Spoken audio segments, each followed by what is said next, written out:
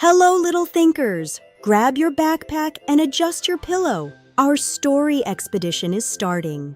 Look closely, little thinkers. Even the smallest dewdrop holds a whole world of light. Every big journey starts with a small, quiet moment just like this. Today, we are visiting a place where the mountains touch the clouds and the wind whispers secrets. In this valley sat the Helicopter Academy. Hoppy was bright orange and very kind, but he had a secret that made his engine flutter.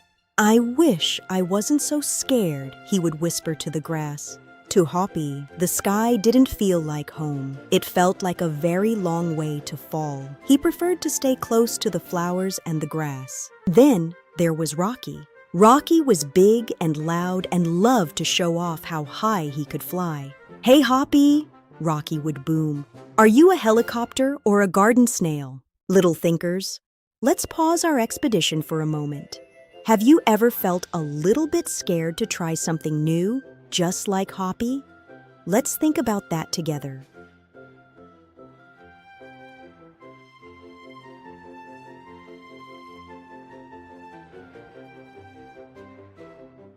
One afternoon, a loud alarm sounded through the academy. Red lights flashed on every hangar. Something was wrong, very wrong. The high mountains were hidden in thick gray clouds. Lightning flashed and the wind howled around Eagle Peak. It was a very scary place to be. High above, on a tiny snowy ledge, a hiker named Kevin was shivering in the cold. He waved his arms, hoping someone would see him. He was at 3,000 meters. While the others looked at the ground, Hoppy took a deep breath. "I'll go, Chief," he said. Everyone turned to look at the little orange helicopter in shock. Hoppy lifted off the ground. 1 meter, 2 meters. His heart pounded like a drum. His landing skids were shaking, but he didn't stop. He looked at the sky and whispered, 1 meter at a time. Hoppy flew toward the great mountains. Every meter was a battle. Every second was a choice. But Hoppy chose courage. Again and again, 1 meter at a time. The air grew cold. Thick white clouds swirled around him like giant fluffy blankets. Hoppy had never been this high before. It was a little bit scary, but it was also very beautiful. Suddenly, a strong mountain wind hit him. Whoosh! Hoppy tilted to the side. The snow sprayed across his headlights, but he gritted his teeth and pushed forward. "Not today, wind!" he shouted. Hoppy reached the ledge. The wind was fierce, but he held steady.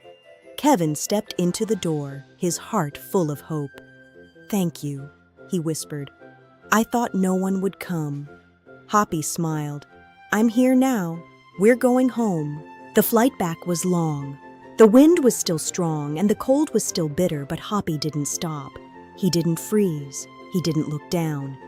"You're the bravest helicopter I've ever met," Kevin said warmly. Hoppy chuckled. "Me? Brave? I'm afraid of heights."